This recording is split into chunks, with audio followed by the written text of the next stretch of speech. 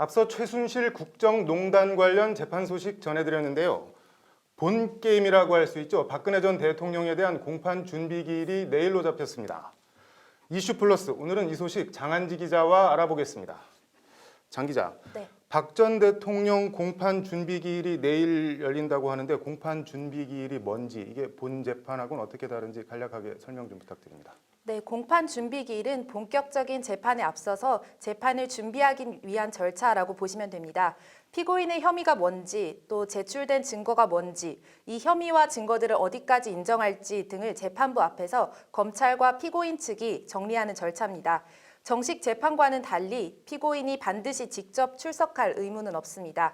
때문에 박 전 대통령은 내일 나오지 않을 가능성이 높습니다. 그렇군요.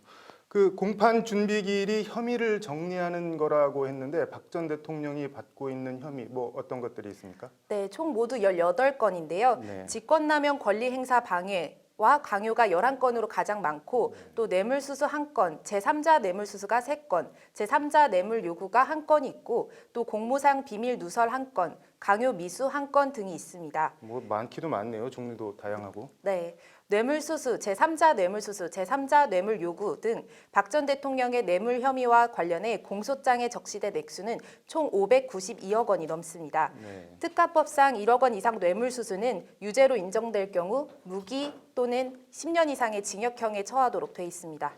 뭐 혐의가 많지만 검찰과 박 전 대통령이 사활을 걸고 다투게 될 부분 아무래도 뇌물죄를 둘러싼 공방이 될 것 같은데 그 말씀을 듣다 보니까 그냥 뇌물죄와 제3자 뇌물죄 이게 뭐 어떻게 다른 겁니까? 네, 뇌물죄는 전제 조건이 있는데요. 공무원이 직무와 관련해서가 그것입니다.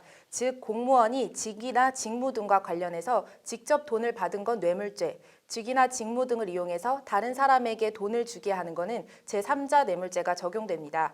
하지만 공무원 본인이 직접 받지 않더라도 가족, 그러니까 아내나 남편, 자식 등이 받은 것도 제3자 뇌물죄가 아닌 그냥 뇌물죄가 적용됩니다.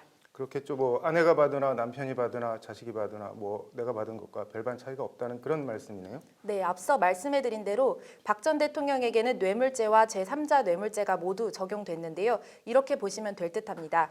검찰은 최순실 씨가 딸 정유라 씨에 대한 승마 지원을 명목으로 삼성에서 받거나 받기로 한 돈 213억 원, 실제 지급된 액수는 77억 원인데요. 검찰은 이 돈을 뇌물죄로 적용하고 그리고 미르 K스포츠재단이나 한국동계스포츠영재센터에 대한 지원금은 제3자 뇌물죄를 적용했습니다.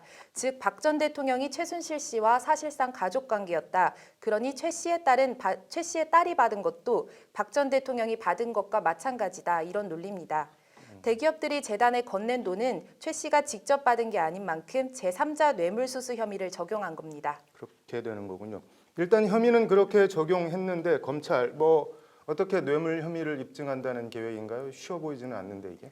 네, 뇌물죄 입증의 키워드는 공모와 대가성, 그리고 직무 관련성 세 가지라고 할 수 있습니다. 즉 공무원이 이렇게 해서 돈을 좀 받아내자 하는 것과 또 오고 간 돈 사이에 공무원으로서 직위 등을 이용해 뭘 좀 해보겠다. 또는 뭐 이걸 해주면 이런 거는 오겠지 하는 식의 일종의 거래가 있었다는 것이 입증이 돼야 합니다. 이재용 부회장의 삼성 경영권 승계 편의 등 그런 대가성이 있다는 게 검찰의 판단입니다. 공모 관련해서는 이제 최순실 씨가 박 전 대통령 삼성동 주택을 대리로 구입을 해주고 또 옷값도 대신 내주는 등 일상생활 그랬었죠. 전반에 깊숙이 연관돼 있었던 만큼 어떤 식으로든 최 씨가 재단 설립해서 돈을 받아내려 했다는 사실 등을 박 전 대통령도 알았을 것이고 또 박 전 대통령의 지시나 묵인 없이 재단이 일사천리로 설립되는 그런 어려운 점 등을 들어서 이게 박 전 대통령과 최 씨가 공모한 거다 이런 논리를 펼 것으로 보입니다. 직무 관련성은 어떤가요? 뭐 박 전 대통령이 대통령으로서 직접 뭐 직무를 행사한 거는 없지 않나요? 네, 이 부분은 앞선 판례를 보면 될 듯한데요. 전두환 노태우 두 전직 대통령 비자금과 뇌물 사건에서 대법원은 모두 이제 모든 행정 업무를 총괄하는 대통령의 지위를 고려할 때 대통령에게 금품을 주면 뇌물죄가 성립한다 이렇게 판단을 했습니다. 즉 대통령이 구구절절하게 뭐 해줄게 이렇게 구체적으로 나오지는 않아도 즉 구체적인 대가 관계가 입증되지 않더라도 폭넓게 뇌물로 봐야 한다는 것이 대법원 판례 취지입니다. 검찰은 박 전 대통령이 이재용 부회장 독대 자리에 가지고 간 이른바 말씀 자료에 네. 삼성 경영권 문제 등이 언급돼 있었던 점 등을 들어서 직무 관련성과 대가성이 충분히 입증 가능하다고 지금 자신하고 있습니다. 박 전 대통령 입장은 당연히 말도 안 되는 소리다 이럴 텐데 박 전 대통령 입장 좀 정리 좀 해주시죠. 네, 박 전 대통령 변호인단은 크게 두 갈래 전략을 구사할 것으로 보입니다. 한 축은 재단 출연금이 뇌물이 될 수 없다는 것과 다른 한 축은 재단 지원금은 문화체육 융성 정책 차원의 일이었다 이런 취지로 주장할 것으로 보입니다. 특히 미르 K스포츠재단 설립은 문화체육 융성 등 정책 목표를 갖고 추진된 공익사업이다.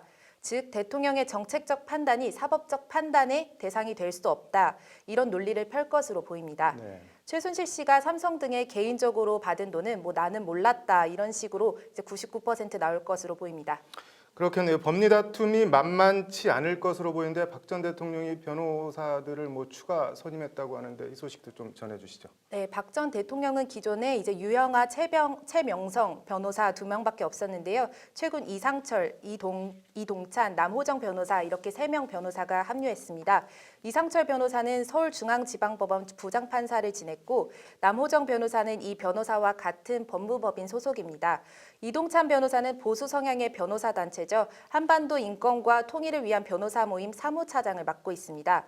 재판에 정통한 부장판사 출신 이 변호사를 중심으로 법리 다툼을 벌이는 한편 또 이동찬 변호사를 통해서는 모임에 속한 전직 고위 법관 출신들의 물밑 혹은 고공 지원을 받으려는 포석으로 풀이되고 있습니다. 그렇죠. 그 한변에 나름 고위법관 출신들이 많이 있다고 하는데 반년 넘게 나라를 뒤흔든 이 최순실 국정농단 사건 그 근원이자 몸통이라 할 수 있는 박 전 대통령에 대한 재판 관심을 갖고 지켜봐야겠습니다.